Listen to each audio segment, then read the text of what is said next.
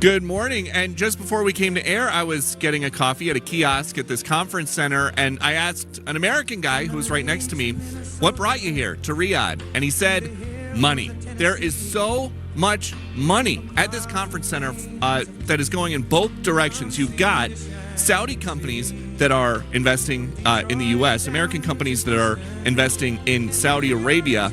But the most important thing is just the Saudi government investments in the U.S. They are promising $600 billion in U.S. investment over the next couple of years.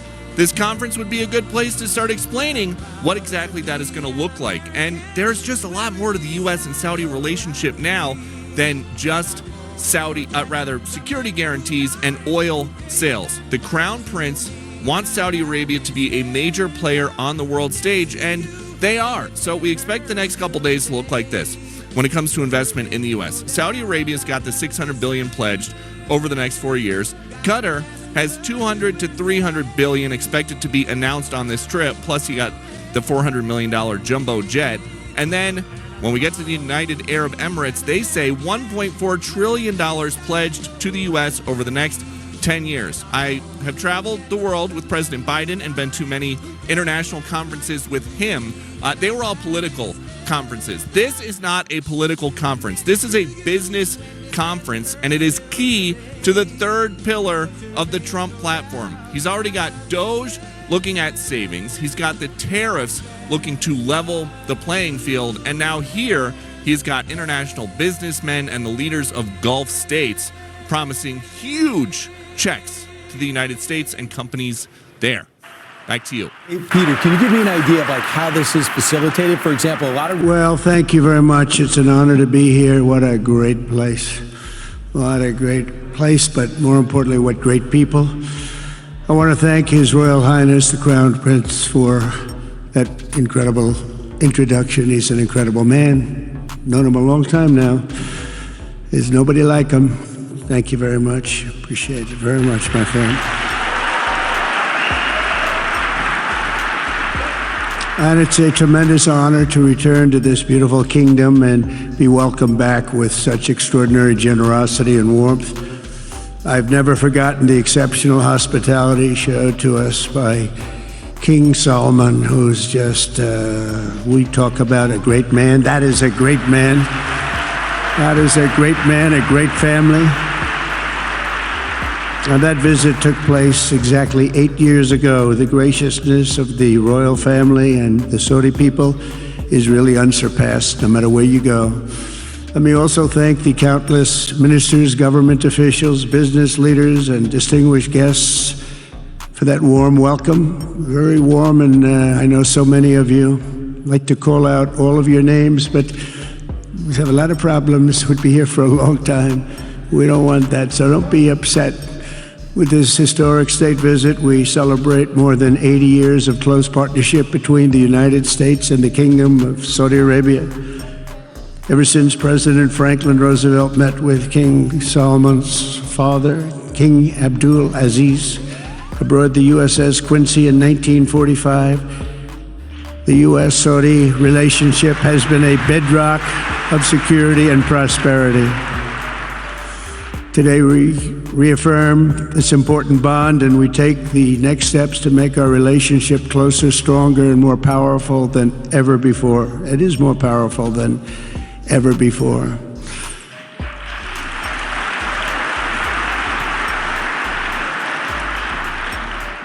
And by the way, it will remain that way.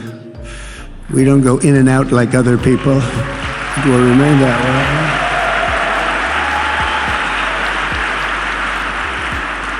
I've come this afternoon to talk about the bright future of the Middle East, but first let me begin by sharing the abundance of good news from a place called America. In less than 4 months, our new administration has achieved more than most other administrations accomplish in 4 years or even 8 years. We've actually done, for the most part, more. The day I took office, we inherited, thank you. Thank you. The day I took office, we inherited a colossal invasion on our southern border, an invasion like you never want to see here. Nobody should ever want to see it. But within weeks, we slashed illegal border crossings to an all-time low, down 99.999%. That's good, even for this great gentleman standing right in front of me. That's a good number. We had hundreds of thousands of people. They came in at the same time last year, and last month we had, in this massive border, 3 people that got in. That's quite a difference, and we have no choice but to get a lot of the people that came in, because they were not the best people. They were, in many cases, very bad people. We're getting them out. We're getting them out very fast. We're bringing them back to where they came from. We have no choice. After years of military recruiting shortfalls, enlistments in the U.S. Armed Forces are now the highest in 30 years because there is such an incredible spirit in the United States of America. We have tremendous spirit again. Just about a year ago, it was a big story, front page on every paper all over the world, that nobody wanted to enlist in our military, meaning we were way under enlisted. And just last week it came out that we had the strongest enlistment. They say 30 years, but probably it's maybe ever. They don't go back that far. It's the best, and that includes police officers, firemen, everything else. Is a great spirit in the United States right now. A brand new poll from Rasmussen just showed that the number of Americans who believe the nation is on the right track, they have a right track, wrong track, is now the highest in over 20 years. And it hasn't been anything like this because for many years it was the wrong track. And I can tell you for the last 4 years it was definitely the wrong track, but it's the highest it's been in many, many years. We renamed the Gulf of Mexico into the Gulf of America. That was very popular, other than perhaps with Mexico. And most importantly for the people in this room, the days of economic misery under the last administration are rapidly giving way to the greatest economy in the history of the world. We are rocking. The United States is the hottest country, with the exception of your country, I have to say, right? I'm not going to take that on. No, Mohammed, I'm not going to take that on. Wouldn't that be a terrible thing if I made that full statement? But I will not do it. You're hotter. At least as long as I'm up here, you're hotter. But groceries, gasoline, energy, and all other prices are down with no inflation. We have no inflation, and in a few short weeks, we've created 464,000 brand new jobs. Think of that. It's almost 500,000 jobs created just in a matter of weeks. We just reached a historic trade agreement with the United Kingdom, and over the weekend we reached a breakthrough agreement with China.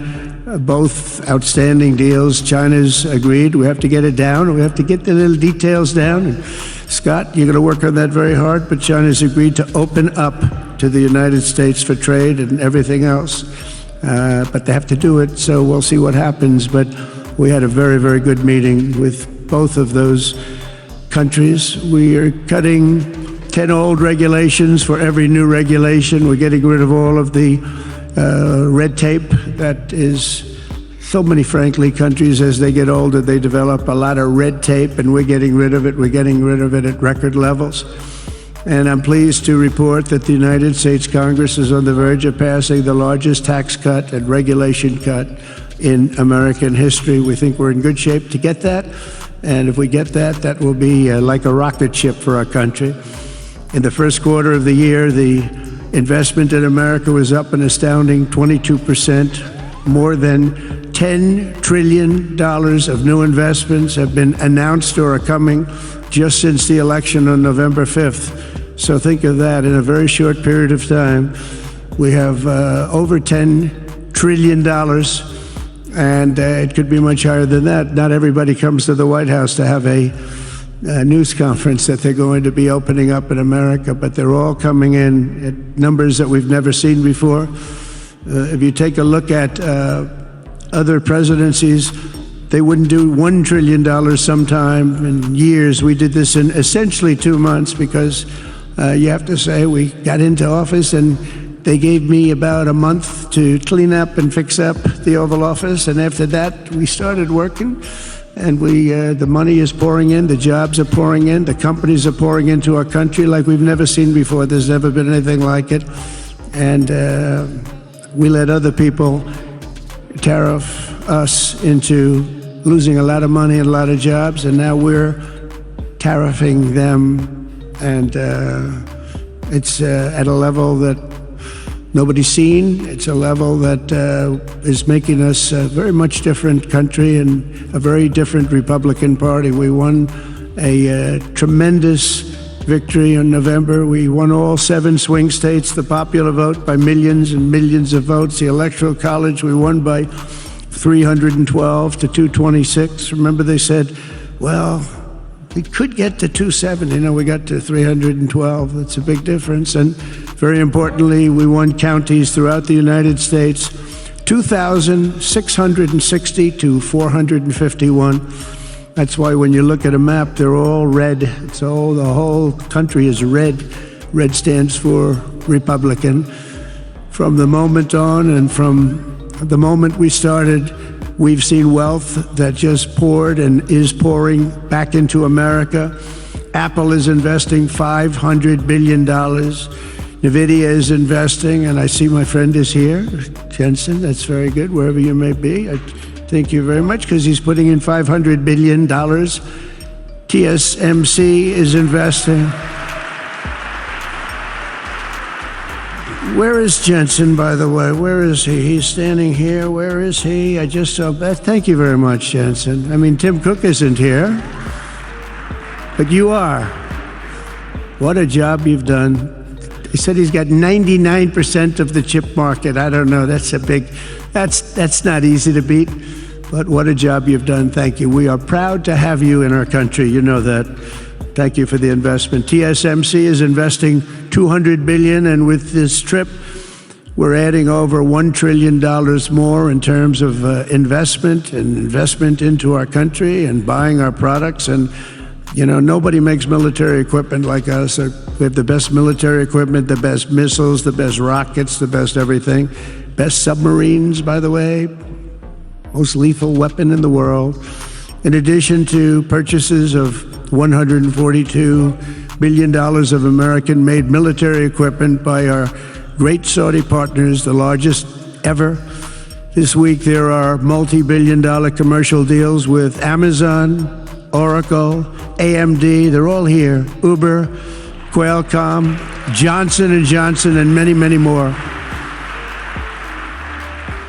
So I want to congratulate everybody, so many great business executives, many of you, most of you I know, and they're coming in, you know, about a month ago, they weren't that happy when they saw me, and now they're saying, sir, you're doing a great job, thank you very much. It's amazing what a rising market will do. Oh, it's going to get a lot higher. In fact, I told people 5 weeks ago, this is a great time to buy. I got criticized for that. Now they don't criticize me anymore. People should have listened. But it's going to go a lot higher. You see, we've never had anything like this happen. It's an explosion of investment and jobs, and great companies are coming in. Never seen anything like it. There's no better place to make a future or make a fortune, do anything, frankly, than what we have in the United States of America under a certain president, Donald J. Trump. I have the right attitude. I have the same attitude that the people in the front row, second row, third row have. As you get back, perhaps they start to wane a little bit in terms of their view. But they understand, and we're doing what a lot of smart people would do. And we're not necessarily being politically correct. You saw what we did yesterday with healthcare. We've cut our healthcare by 50 to 90%. You're going to see drugs and pharmaceuticals come down at numbers that nobody has ever seen. And drugs, pharmaceuticals, we think will be dropping. And it will be a redistribution of costs with other nations, which really took advantage of a very nice group of people that ran our country. But not only is this a time of incredible excitement in the United States, it's also and exhilarating period right here in the Arabian Peninsula. Beautiful place, by the way. Beautiful place. Exactly. Thank you. Exactly 8 years ago this month, I stood in this very room and looked forward to a future in which the nations of this region would drive the forces of terrorism and extremism, drive them right out of existence, and take your place among the proudest, most prosperous, most successful nations anywhere in the world as leaders of a modern and rising Middle East. So exciting. So exciting. Mohammed, you sleep at night? How do you sleep? Huh? Just thinking.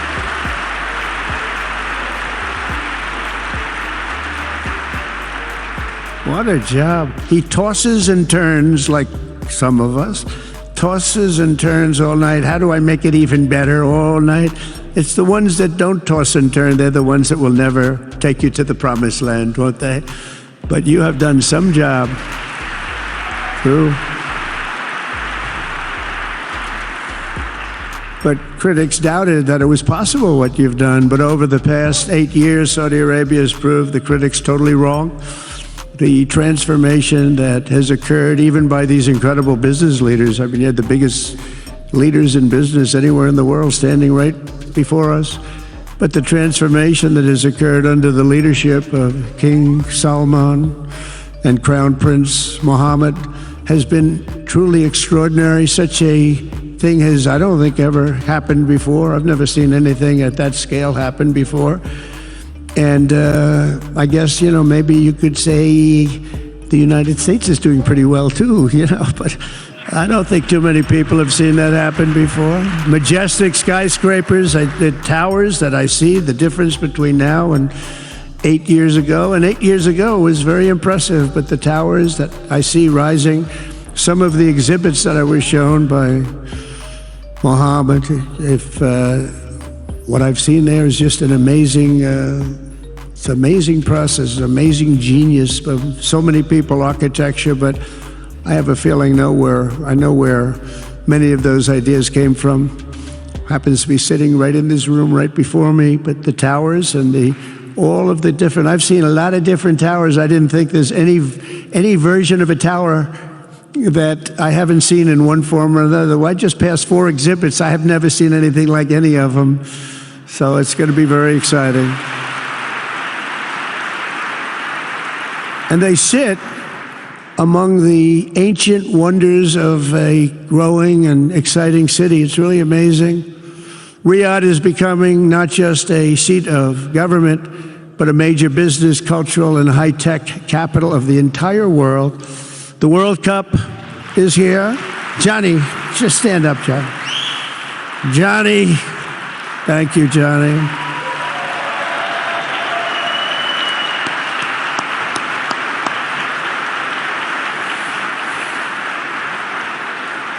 Great job, Johnny, great job. But the World Cup and the World Expo will soon be coming here, just like the World Cup is coming to the United States. It's going to be really exciting next year. The engines of Formula One racing now roar through the streets of Jeddah in a historic milestone. Other industries recently surpassed oil. Think of it. All of your other industries now have surpassed oil. I don't know if a lot of people will understand what that means. It's so big to make up a majority of the Saudi economy for the very first time ever. So think of that. Other industries are now bigger even than oil, which is always going to be a big monster. It's a big one. But that's a great tribute to you and economic development properly used. In other cities throughout the peninsula, places like Dubai and Abu Dhabi, Doha, Muscat, the transformations have been unbelievably remarkable. Before our eyes, a new generation of leaders is transcending the ancient conflicts of tired divisions of the past and forging a future where the Middle East is defined by commerce, not chaos, where it exports technology, not terrorism, and where people of different nations, religions, and creeds are building cities together, not bombing each other out of existence. We don't want that.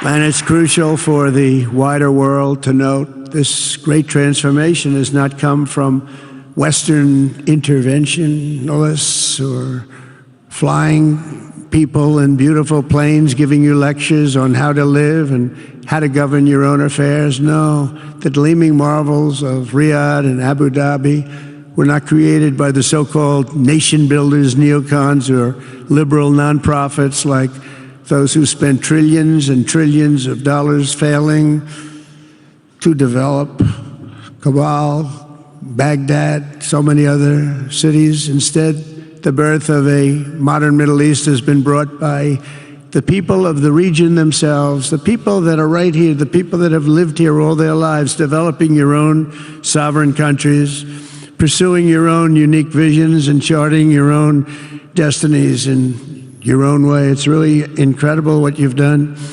In the end, the so-called nation builders wrecked far more nations than they built, and the interventionists were intervening in complex societies that they did not even understand themselves. They told you how to do it, but they had no idea how to do it themselves. Peace, prosperity, and progress ultimately came not from a radical rejection of your heritage, but rather from embracing your national traditions and embracing that same heritage that you love so dearly.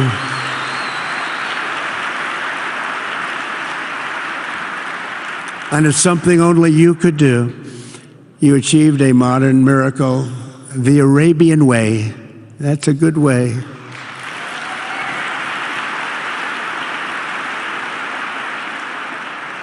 Today, the Gulf nations have shown this entire region a path towards safe and orderly societies with improving quality of life, flourishing economic growth, expanding personal freedoms, and increasing responsibilities on the world stage. After so many decades of conflict, finally it is within our grasp to reach the future that generations before us could only dream about, a land of peace, safety, harmony, opportunity, innovation, and achievement right here in the Middle East. So beautiful. It's such a beautiful thing that's happening. I guess, the people that are here can't even really appreciate it because you see it happening, and it's when you come to a place that you haven't seen in 5 years or 10 years or 20 years that it's even more incredible. When I left office just over 4 years ago, that future seemed almost impossible, what you've done. Together we had obliterated the killers of ISIS. We wiped them out, terminated its founder and leader, al-Baghdadi. We had healed the divide in the Gulf Cooperation Council. It's a very big deal. And united the nations of the region to stand against the enemies of all civilization. We'd imposed unprecedented sanctions on Iran and starved the regime of resources to fund terror. They were unable to fund anything because they had no money left. They had no money. But the new administration came in and let them have a lot of money, and you saw what happened. It was not money well spent. And with the historic Abraham Accords that we're so proud of, all the momentum was aimed at peace. And it aimed very successfully. It's been an amazing thing, the Abraham Accords. And it's my fervent hope, wish, and even my dream that Saudi Arabia, a place I have such respect for, especially over the last fairly short period of time, what you've been able to do, but we'll soon be joining the Abraham Accords. I think it'll be a tremendous tribute to your country. And it will be something that's really going to be very important for the future of the Middle East. I took a risk in doing them, and they've been an absolute bonanza for the countries that have joined. The Biden administration did nothing for 4 years. We would have had it filled out. But it will be a special day in the Middle East with the whole world watching when Saudi Arabia joins us, and you'll be greatly honoring me, and you'll be greatly honoring all of those people that have fought so hard for the Middle East. And I really think it's going to be something special, but you'll do it in your own time, and that's what I want, and that's what you want, and that's the way it's going to be. When I left office, the only thing still standing between this region and its unbelievable potential was a small group of rogue actors and violent thugs seeking constantly to drag the Middle East backward and into havoc, mayhem, and indeed into war. Unfortunately, instead of confronting these destructive forces, the last U.S. administration chose to enrich them and empower them and give them billions and billions of dollars. The Biden administration, the worst administration in the history of our country, by the way, spurned our most trusted and longstanding Gulf partners, and I can say partners worldwide, one of our great partners, no matter who we look to, and we have great partners in the world, but we have none stronger and nobody like the gentleman that's right before me. He's your greatest representative.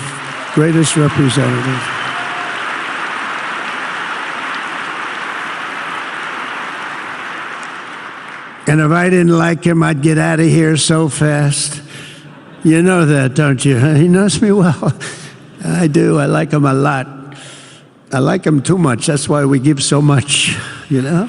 Too much. I like you too much. Great guy. They lifted sanctions on Iran in exchange for getting nothing, and sent the regime tens of billions of dollars to fund terror and death all over the world. And they laughed at him. They laughed at our leader. And they're still laughing at our leader. They thought him a fool. And they made nothing but trouble ever since, including the funding of October 7th, one of the worst days ever in the history of the Middle East. Horrible day. Biden removed the Houthis from the list of foreign terrorist organizations, even while missiles and drones were being launched right here at your beautiful city of Riyadh, and launched at ships if they happened to be sailing in the wrong location. The Biden administration's extreme weakness and gross incompetence derailed progress toward peace, destabilized the region, and put at risk everything we had worked so hard to build together. And when you think of the great achievements that you've made, to do it in light of a pretty hostile administration, an administration that was not a believer, it makes your achievements even greater. Makes them even greater, you know that. But in a few short months since taking office, we have achieved the swift return of American strength at home and abroad. Now working with the vast majority of people in this region who seek stability and calm, our task is to unify against the few agents of chaos and terror that are left and that are holding hostage the dreams of millions and millions of great people. The biggest and most destructive of these forces is the regime in Iran, which has caused unthinkable suffering in Syria, Lebanon, Gaza, Iraq, Yemen, and beyond. There could be no sharper contrast with the path you have pursued on the Arabian Peninsula than the disaster unfolding right across in the Gulf of Iran. Think of that. They wanted to name it that. I said, they're not going to let them do that. Do you mind if I stop that? I stopped it. We're not going to let that happen.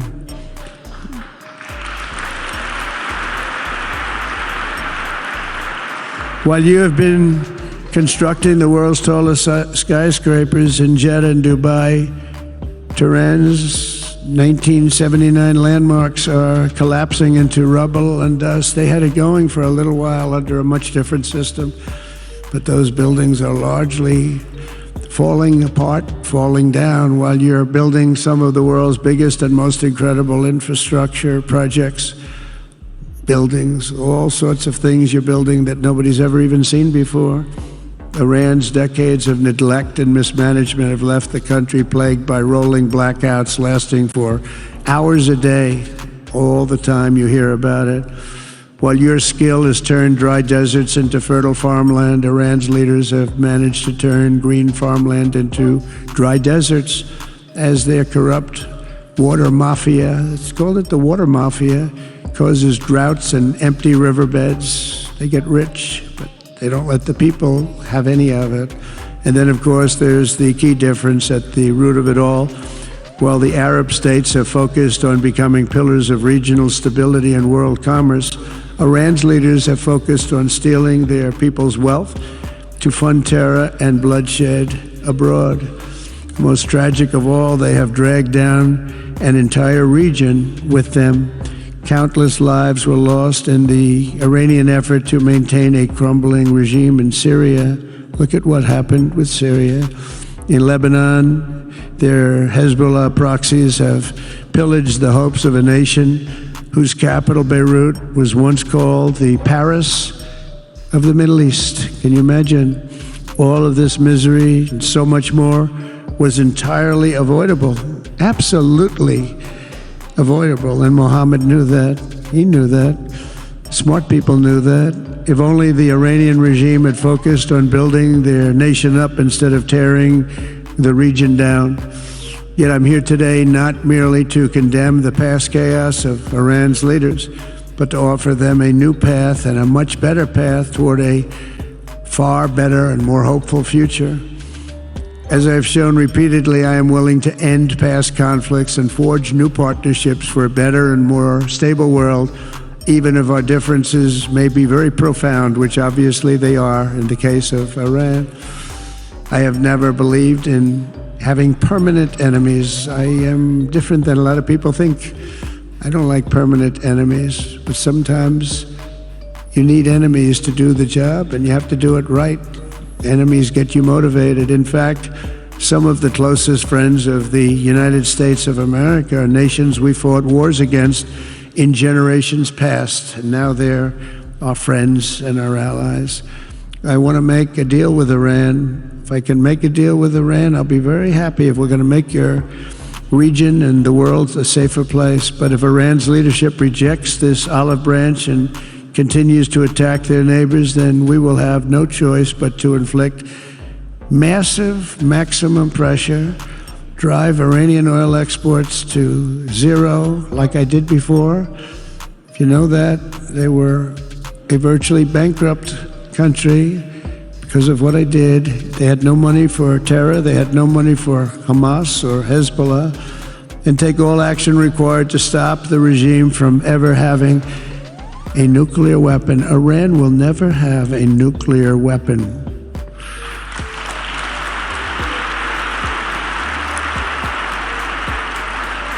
But with that said, Iran can have a much brighter future, but will never allow America and its allies to be threatened with terrorism or nuclear attack. The choice is theirs to make. We really want them to be a successful country. We want them to be a wonderful, safe, great country, but they cannot have a nuclear weapon. This is an offer that will not last forever. The time is right now for them to choose. Right now, we don't have a lot of time to wait. Things are happening at a very fast pace. They're happening right here. They're happening at a very fast pace. So they have to make their move right now, one way or the other. Make your move. As I said in my inaugural address, my greatest hope is to be a peacemaker and to be a unifier. I don't like war. We have the greatest military, by the way, in the history of the world. You know, I rebuilt our military in my first 4 years and rebuilt it into the most powerful military there is. And you saw that when I knocked out ISIS in 3 weeks. People said it would take 4 years, 5 years. I did it. We did it in 3 weeks. Just days ago, my administration successfully brokered a historic ceasefire to stop the escalating violence between India and Pakistan. And I used trade to a large extent to do it. I said, fellas, come on, let's make a deal. Let's do some trading.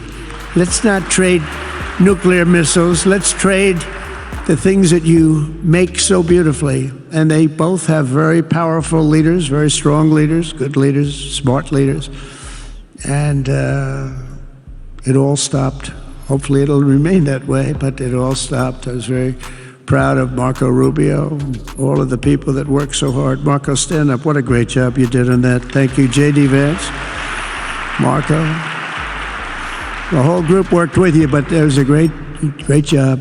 And I think they're actually getting along. Maybe we can even get them together a little bit, Marco, where they go out and have a nice dinner together. Wouldn't that be nice? But we've come a long way, and it could be, millions of people could have died from that conflict that started off small and was getting bigger and bigger and bigger by the day.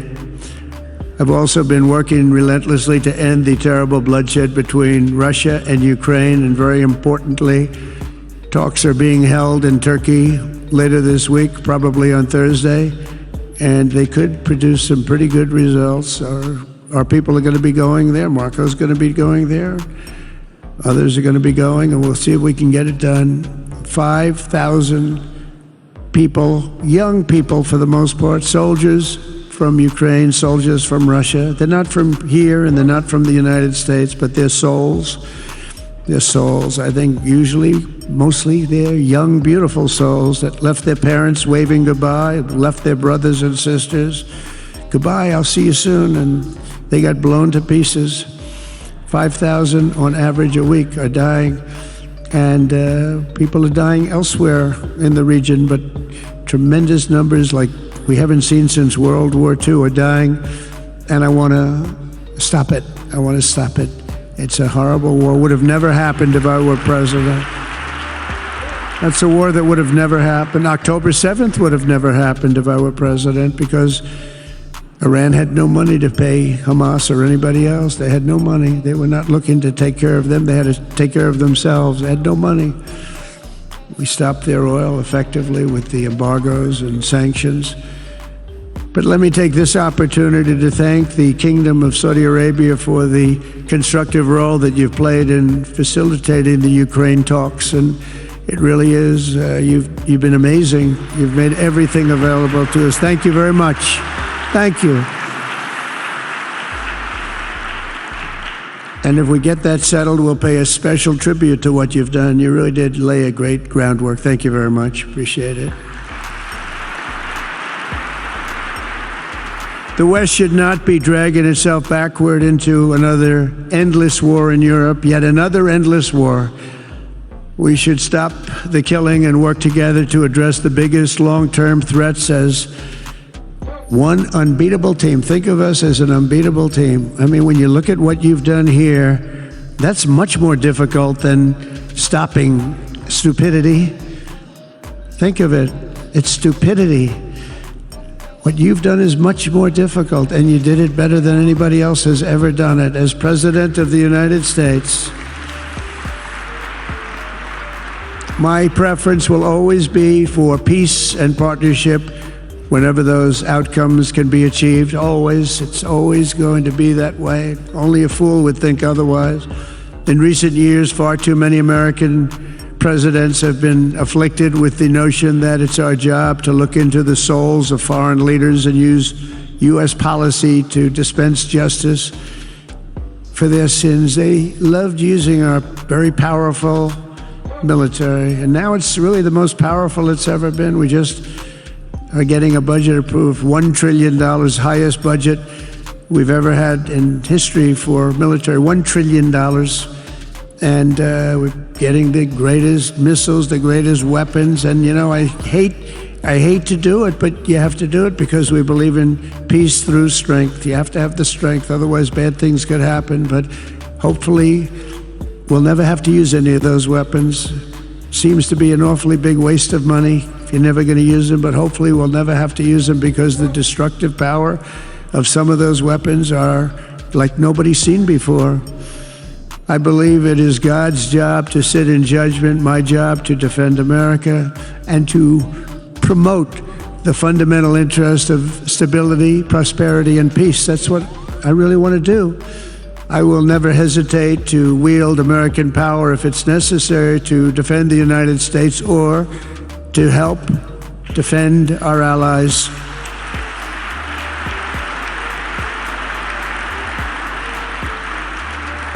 And there will be no mercy for any foe who tries to do us or them harm. We will have no mercy. They understand that. That's why I've been pretty lucky. A lot of people think, you know, he's looking to fight. He's looking to fight, and things get settled. It's an amazing thing when they really think you mean it.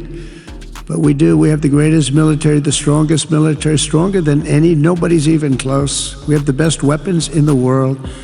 But we don't want to use them. If you threaten America or our partners, however, then you'll be faced with overwhelming strength and devastating force. We have things that you don't even know about, you don't hear about, and if you did, you'd say, wow. In recent weeks, following repeated attacks on American ships and freedom of navigation in the Red Sea, The United States military launched more than 1,100 strikes on the Houthis in Yemen. As a result, the Houthis agreed to stop. They said, we don't want this anymore. It's the first time you've heard that from them, too. They're tough. They're fighters. But just days ago, we were asked to cease targeting commercial. They were not going to be targeting commercial ships in any way, shape, or form, or anything American. And they were very happy that we stopped. But we had 52 days of thunder and lightning like they've never seen before. This was a swift, ferocious, decisive, and extremely successful use of military force. Not that we wanted to do it, but they were shooting down ships. They were shooting at you. They were shooting at Saudi Arabia. We don't want them shooting at Saudi Arabia, if that's okay. So we hit them hard. We got what we came for, and then we got out. Since January 20th, the U.S. military has terminated 83 terrorist leaders operating across Iraq, Syria, and Somalia, including ISIS's #2 global leader. You read about that just recently. With the help of Pakistan, we apprehended the ISIS terrorists responsible for the attack on 13 American service members at Abbey Gate, that horrible, horrible disaster. During this Afghanistan withdrawal, that's another thing that we don't even think about so much anymore. 13 died, but 42 were horribly wounded. But hundreds of people died overall, because I count the people on the other side. Hundreds of people just grossly incompetent. It's probably why Putin decided to go into Ukraine, something he never would have done if I were president. But we wouldn't have had the problems of October 7th if I were president. We wouldn't have had Ukraine, Russia if I were president. We wouldn't have had Abbey Gate, because there wouldn't have been any reason we were getting out, but we were getting out with dignity and with strength and power. But the way they got out was not good. I think it was the most embarrassing moment in the history of our country. And we've been working tirelessly to bring back all hostages held by Hamas. We brought back a lot already, but we're bringing back more. This weekend, we successfully negotiated the release of the last American hostage, Edan Alexander. Just came out a few hours ago, and we continue to work to get that war ended as quickly as possible. It's a horrible thing that's taking place. All civilized people must condemn the October 7th atrocities against Israel, which would never have happened again if you had probably a different president, but definitely if you had me as president. The people of Gaza deserve a much better future, but that will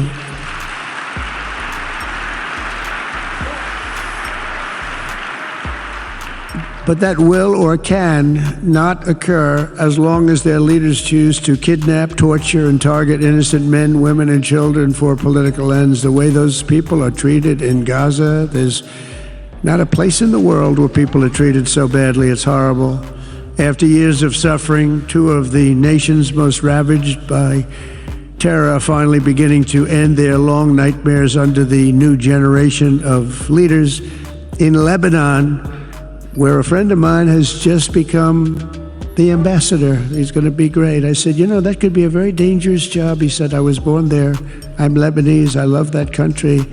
I said, but it's very dangerous. This is a friend of mine from New York. I said, but it's very dangerous. Are you sure you want to do it? I never thought of him as being a warrior, but he is a warrior. He loves his country. He said, if I'm injured or die, I'm dying for a country that I love. He grew up there.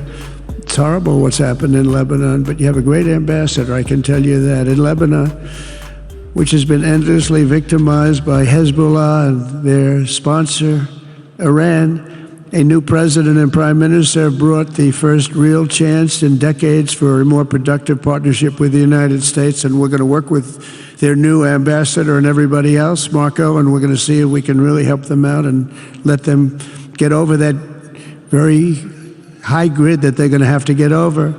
My administration stands ready to help Lebanon create a future of economic development and peace with its neighbors. They have tremendous people in Lebanon. Doctors, lawyers, great professional people. I hear it so many times. Likewise, in Syria, which has seen so much misery and death. There is a new government that will hopefully succeed in stabilizing the country and keeping peace. That's what we want to see in Syria. They've had their share of travesty, war, killing, many years. That's why my administration has already taken the first steps toward restoring normal relations between the United States and Syria for the first time in more than a decade. And I'm very pleased to announce that Secretary Marco Rubio will be meeting with the new Syrian foreign minister in Turkey later this week. And very importantly, after discussing the situation in Syria with the Crown Prince, your Crown Prince,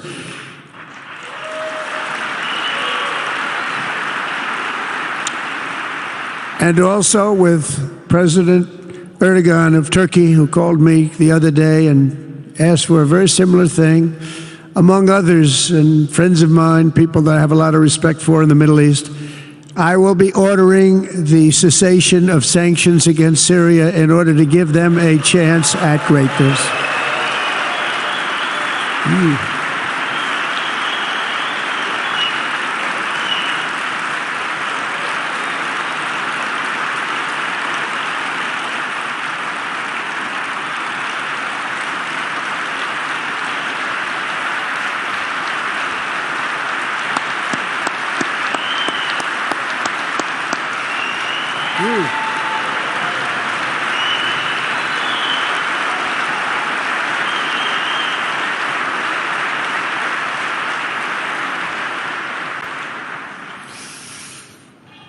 Oh, what I do for the Crown Prince. The sanctions were brutal and crippling and served as an important function, nevertheless, at the time. But now it's their time to shine. It's their time to shine. We're taking them all off, and they're going to have, I think they're going to have, based on the people and the spirit and everything else that I'm hearing about. So I say, good luck, Syria. Show us something very special like they've done, frankly, in Saudi Arabia. Okay? They're going to show us something special. Very good people. Everywhere we can, my administration is pursuing peaceful engagement, offering a strong and steady hand of friendship to all that will take it in good faith. Together, we have made unprecedented strides and tremendous progress, and we're still just at the dawn of the bright new day that awaits for the people of the Middle East, the great, great people of the Middle East. If the responsible nations of this region seize this moment, put aside your differences and focus on the interests that unite you, then all of humanity will soon be amazed at what they will see right here in this geographic center of the world. It really is. It's like a center of the world and the spiritual heart of its greatest faiths. For the first time in 1,000 years, the world will look at this region not as a place of turmoil and strife and war and death, but as a land of opportunity and hope, just like you've done right here, a cultural and commercial crossroads of the planet. Security and stability will lift millions into lives of safety and success, and the nations of this region will be free to realize your highest destinies, honor your proud histories, harness amazing new opportunities, and bring incredible glory to Almighty God. People will come from all over the globe to be inspired by the cities you build, the businesses you create, the technologies you invent, and the beauty, talent, and potential you unleash right in the hearts of your citizens. Each of you will be able to take tremendous pride in the legacy you will leave to your children, because you will have given them the ultimate blessings of prosperity and peace, so important. In the United States, we've launched the golden age of America. It's the golden age. We see it. We see it with all that money, trillions and trillions of dollars pouring in, hundreds of thousands of jobs coming in with it. And with the help of the people of the Middle East, the people in this room, partners throughout the region, the golden age of the Middle East can proceed right alongside of us. We will work together We will be together, we will succeed together, we will win together, and we will always be friends.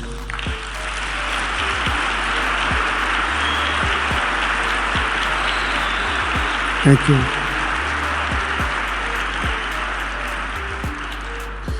So, Mohammed, I want to thank you again very much for having me. And as a representative of what I think is the greatest nation in the world, we are with you all the way, and you have a tremendous future. Thank you very much.